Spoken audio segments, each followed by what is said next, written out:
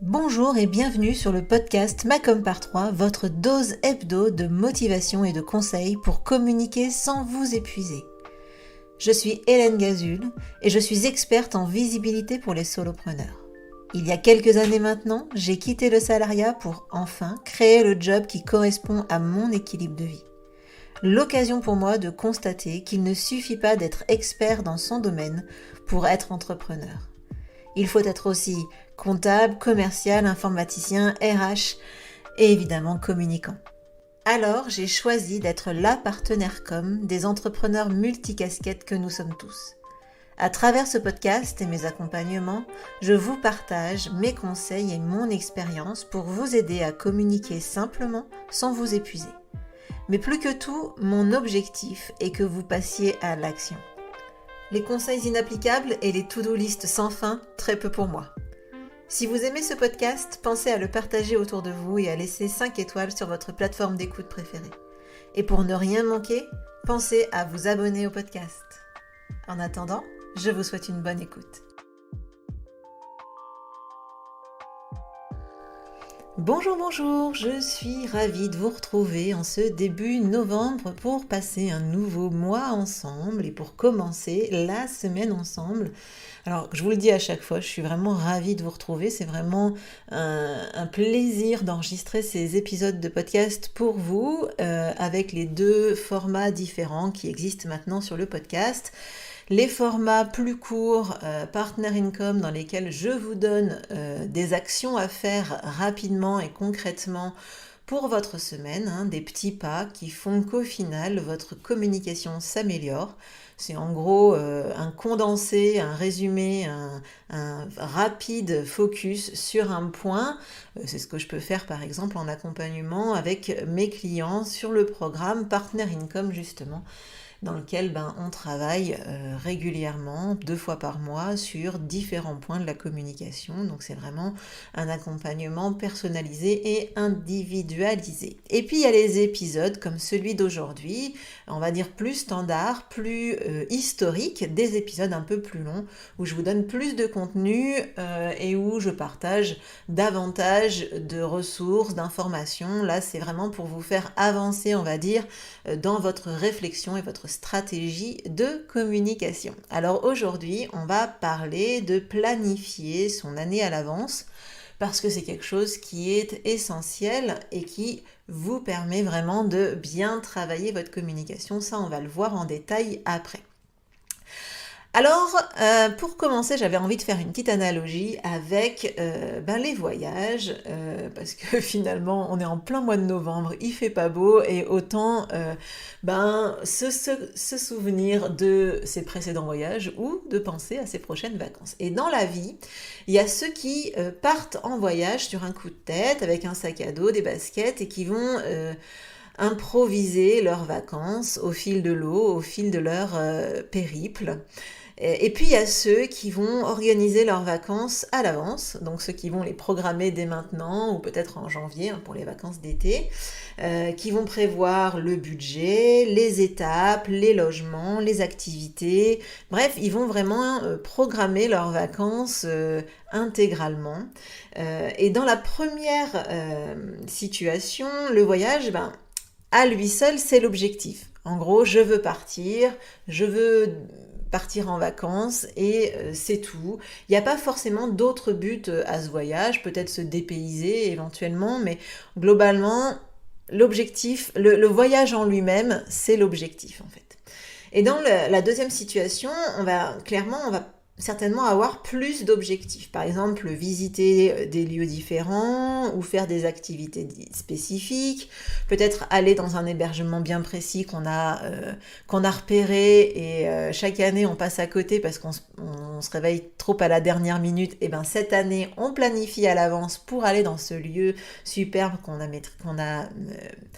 avait repéré. Et puis il y a aussi éventuellement maîtriser son budget, parce que clairement, les vacances, peut-être que clairement c'est un coût, donc ça permet de maîtriser son budget quand on fait à l'avance. Alors dans cet épisode, moi, j'ai envie de vous aider à programmer votre voyage d'entrepreneur pour 2022 et pour vous aider à atteindre votre ou vos objectifs avec votre activité. Donc c'est un peu l'idée de dire on part en voyage, mais un voyage maîtrisé, organisé, planifié à l'avance. Alors d'abord, c'est quoi programmer son année quand on parle de communication? Parce que bon, c'est bien joli tout ça, Hélène, mais en quoi ça consiste exactement? Ça va consister à dessiner votre plan ou votre carnet de route, on va dire. Et ce carnet de route, il a pour but de vous aider à atteindre vos objectifs. Donc évidemment, en préambule, va falloir savoir ce que vous voulez atteindre sur votre année 2022, quels sont vos objectifs pour cette année-là. Et donc c'est forcément de là qu'on va partir. L'idée c'est de savoir quelles actions vous devez faire, à quel moment durant votre année, pour atteindre vos objectifs de l'année 2022. Alors, dit comme ça semble facile, ça semble génial. Enfin, moi, je trouve que c'est génial. Faut bien se dire que c'est pas parce qu'on planifie à l'avance qu'il n'y a pas d'improvisation, et c'est pas parce que tout est planifié sur l'année 2022 qu'il n'y a pas des surprises qui obligent à improviser. Je sais que moi, par exemple, cette année, j'avais pas prévu d'être malade et d'être arrêtée pendant plusieurs mois. Donc, forcément, mes objectifs de l'année, clairement, ce sera pour une prochaine fois. Voilà, j'ai abdiqué, j'ai levé le pied, c'est pas grave. Mais en tout cas, je sais que mon début d'année, clairement, il était bien programmé. Et les résultats étaient là. Il y avait vraiment tous les voyants étaient nickel au vert parce que j'avais suivi mon plan. Alors pourquoi programmer son année à l'avance pour sa com? Alors évidemment, vous allez, je vais essayer de vous donner des éléments qui vont vous motiver à le faire parce que c'est quand même pour moi essentiel pour plein de raisons et notamment ça va réduire votre niveau de stress et votre pression.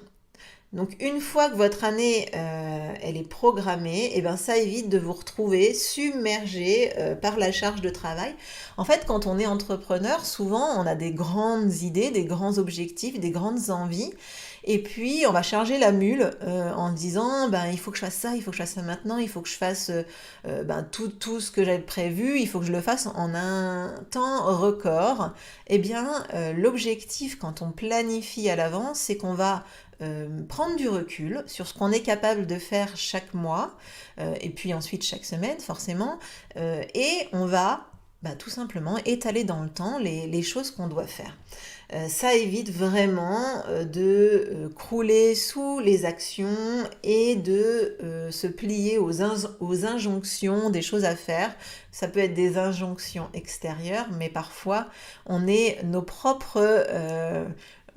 propre bourreau, j'ai envie de dire, en tout cas notre propre tortionnaire. On se charge comme des mulets et on se tape sur la croupe. Bon bref, on se tape sur le derrière en se disant allez avance. Donc là l'idée c'est de faire les choses sans stress et sans pression. La deuxième raison pour laquelle moi je pense qu'il est essentiel de programmer son année à l'avance, c'est pour anticiper ses besoins. Alors que ce soit ses besoins en termes d'homme, humain, en termes de temps et aussi sur un plan financier. Clairement, quand on planifie à l'avance, on est capable de choisir les bons partenaires, les bons fournisseurs pour différentes choses dont on va avoir besoin et de choisir le meilleur, de pouvoir avoir le temps d'anticiper son recrutement, d'anticiper son choix, de bien fixer ses besoins et de choisir sereinement la personne avec laquelle on va travailler. Et aussi, évidemment, ça vous permet d'anticiper votre budget de communication. Parce que, on va pas se mentir, pour communiquer, ce n'est pas gratuit. À chaque fois, je me bats avec mes clients, je le sais, on a envie de dépenser le moins possible pour sa communication, tout le monde veut le faire, moi la première, mais malgré tout, communiquer a un coût. Et en programmant à l'avance son budget, ça permet de ne pas être surpris à la dernière minute, de ne pas avoir la trésor pour lancer une campagne de pub ou de ne pas avoir la trésor pour utiliser un outil génial dont on a besoin et pour lequel on n'a pas l'argent. Donc vraiment, ça permet d'anticiper tout ça et de pouvoir être serein quant à la disponibilité de cet argent. La troisième raison pour laquelle moi je pense qu'il est nécessaire de programmer son année à l'avance, c'est d'éviter l'éparpillement. Alors souvent, on me le dit, on me dit voilà, je vais dans tous les sens, je m'éparpille, finalement j'avance pas, voilà, ça ne va pas. Donc, parce que en fait, souvent, quand on est entrepreneur, on va suivre la nouvelle mode, le dernier truc à la mode qui vient de sortir, ou on va aller sur une nouvelle idée qui va pointer comme ça un soir dans le lit ou un matin sous la douche. Et ben aussi, on va procrastiner en testant un nouvel outil ou en testant, je sais pas, une nouvelle solution, en faisant des nouvelles choses dans sa com. Et ça va faire qu'on va s'éparpiller. Et quand toutes ces nouvelles idées, ces nouvelles stratégies, toutes ces bonnes raisons de faire autre chose qui vont arriver, ben on va dévier de notre plan de route. Et quand on a bien défini son plan de route, eh ben c'est plus facile de se recentrer sur ce que vous devez faire. Donc quand on a notre plan de route, ben, l'éparpillement, et ben finalement on arrive à lui mettre une petite claque. Alors évidemment, je ne vous dis pas que vous n'allez pas à un moment donné papillonner ou tester une nouvelle chose qui sera peut-être vraiment utile par rapport à votre plan d'action, mais en tout cas, vous pourrez questionner et vous dire voilà, est-ce que ça rentre dans mon plan d'action de ce mois-ci, de cette année, ou est-ce que c'est complètement à côté de la plaque, ou peut-être que ce travail-là qui me vient maintenant, ben en fait, je pourrais le caler un peu plus tard parce que ça correspond à une étape que j'ai prévue, mais pas tout de suite, donc je me le note dans mon plan d'action pour plus tard. Donc ça permet vraiment d'éviter de s'éparpiller et de vraiment concrètement rester focus sur ce qu'on avait prévu. Le quatrième point pour lequel vraiment je vous invite à programmer votre communication à l'avance, au moins sur un an, c'est que vous savez par quoi commencer. Alors, on me le dit souvent, c'est quelque chose qui revient régulièrement, c'est je ne sais pas par quoi commencer dans ma com, j'ai trop de choses à faire, j'ai une liste sans fin de choses que je dois faire, sans parler des choses quotidiennes récurrentes qu'il faut faire, par exemple publier sur les réseaux sociaux ou envoyer une newsletter, etc. Donc ça, c'est des choses récurrentes, mais en plus, on a des choses qu'on veut faire en plus pour améliorer son site, pour mettre en place, je sais pas moi, un webinaire, pour faire plein de choses différentes. Et c'est vrai que du coup, on ne sait pas du tout par quoi commencer. On se retrouve devant une montagne et on ne sait pas comment aborder cette montagne. Donc, eh ben, c'est à ça que va servir le plan de communication, le plan qu'on se sera fixé. Il est clairement défini du coup et il suffit de prendre les étapes les unes après les autres pour avancer vers son objectif. Donc ça simplifie vraiment et ça aide à organiser ces différentes étapes dans sa visibilité, dans son année. Voilà, chaque mois, chaque semaine, eh ben, on sait ce qu'on doit faire. Et du coup, ça évite d'avoir toujours cette question de par quoi je dois commencer, par qu'est-ce que je dois faire en premier. Tout est déjà organisé. Et enfin, la cinquième raison pour laquelle moi je vous invite à programmer votre communication à l'avance, c'est que vous êtes plus cohérent entre vos actions. Et donc forcément, vous avez une meilleure efficacité aussi bien personnelle que en termes de réception de messages par votre audience. Les actions, elles vont se suivre logiquement, elles ont une logique, et cette logique, c'est tout simplement d'atteindre vos objectifs, soyons clairs. Et pour votre audience, c'est vraiment génial car ils vont comprendre ce qui se passe et ils vont suivre votre chemin et vous allez les emmener avec vous sur ce chemin en fait. Et donc pour eux, c'est logique, c'est cohérent, tout se passe en douceur et du coup c'est plus facile pour eux de vous suivre et donc forcément d'aller vers là où vous voulez les amener. Bref, j'espère que vous avez compris que pour emmener votre entreprise là où vous voulez aller, eh ben, c'est essentiel de planifier ses actions de communication sur un temps plus ou moins long. Alors, pour une entreprise, 1 an, c'est déjà pas mal, hein. Mais je dirais ces actions à moyen terme. Long terme, c'est peut-être un petit peu plus long. Je sais pas trop, moi, où on met le curseur entre court terme, moyen terme et long terme. Pour moi, 1 an, c'est quasiment déjà du long terme, hein. C'est un exercice, je dois vous avouer, qui est pas simple parce que moi, je suis dans l'action concrète, instantanée. Mais malgré tout, je fais l'exercice. Alors, si moi je le fais, vous pouvez sans problème réussir à le faire. Alors, je récapitule un peu les 5 raisons, et il y en a certainement d'autres, hein, mais les 5 raisons principales pour lesquelles moi, je vous conseille de planifier votre communication sur une année à l'avance. La première raison, c'est que ça va vous aider à diminuer votre stress et la pression que vous allez vous mettre. La deuxième, ça va vous permettre d'anticiper vos besoins humains et financiers. Ça va aussi vous éviter de vous éparpiller. Et surtout, vous allez savoir par quoi commencer. Et ça, pour vous, c'est génial. Et enfin, ça va vous permettre d'être plus efficace parce que vous serez plus cohérent entre vos actions. Alors, si vous vous dites que vous avez envie de programmer 2022 et que cette année elle soit plus cool, plus on va dire sereine et plus motivante, eh bien j'ai prévu un atelier Pulse Macom, un atelier spécial pour planifier son année 2022. Et en plus, j'ai prévu 2 ateliers. 2 ateliers, pourquoi? Parce qu'il y en aura un en présentiel le 7 décembre prochain et il y en aura un en ligne pour ceux qui ne peuvent pas venir dans la région iséroise le 7 décembre. Eh bien, il y en aura un en ligne le 9 décembre. Alors, qu'est-ce qu'on va faire pendant cet atelier? C'est un atelier qui va durer une journée, qui est en collectif. Et l'objectif, c'est de réellement avancer sur votre stratégie et votre visibilité en 2022 et de programmer votre plan de route pour cette année 2022. Alors les inscriptions sont ouvertes jusqu'au 19 novembre pour que moi je puisse au mieux organiser ces journées. Je vous invite vraiment à vous inscrire rapidement parce que les places vont partir vraiment vite. Et en plus, j'ai prévu pour que vous ayez encore plus l'agnac et de l'énergie à la fin de cette journée, j'ai prévu des temps de réseautage, de networking, pour que vous puissiez discuter entre vous, vous motiver entre vous et pourquoi pas aussi trouver des nouveaux contacts, des nouvelles relations business qui vont vous permettre de, pourquoi pas, peut-être créer des offres communes, trouver des synergies, trouver des clients aussi, pourquoi pas.